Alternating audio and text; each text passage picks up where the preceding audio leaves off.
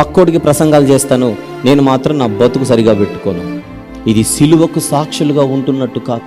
పక్కవారికి చెప్పడం సెకండరీ, మనం బతకడం ప్రైమరీ. ప్రతి విషయంలో మీరు మాదిరికరంగా ఉండాలి, ప్రతి విషయంలో మీరు మాదిరికరంగా ఉండాలి. వేదిక మీద ఎంత భక్తిగా ఉంటారో వేదిక కింద దిగిన తర్వాత కూడా అంతే భక్తిగా ఉండాలి. దేవుని మందిరంలో ఎంత చక్కగా ఉంటారో దేవుని మందిరం బయట కూడా మీరు అంతే చక్కగా ఉండాలి.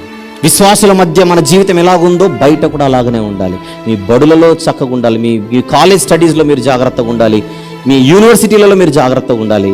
కారణం జీవితాన్ని మీరు ఎక్కువగా చూసి ఉండరు గనుక, మీ చుట్టూ ఉన్నటువంటి స్నేహితుల ప్రభావం మీ మీద ఎక్కువ ఉంటుంది గనుక, మీ చేతిలో ఉన్నటువంటి మొబైల్ ఫోన్ యొక్క ప్రభావం మీ మీద ఎక్కువ ఉంటుంది గనుక, ఆ మొబైల్లో ఉన్నటువంటి వాట్సాప్ల ప్రభావం ఎక్కువ ఉంటుంది కనుక, అందులో ఉన్న ఫేస్బుక్ల ప్రభావం ఎక్కువ ఉంటుంది కనుక, అందులో ఉన్న యూట్యూబ్లోని వీడియోల ప్రభావం ఎక్కువ ఉంటుంది గనుక, ఇలాంటి గనుకలు ఎన్నో ఉన్నాయి వెనుక గనుక మీరు జాగ్రత్తగా ఉండాలని చెబుతున్నాను.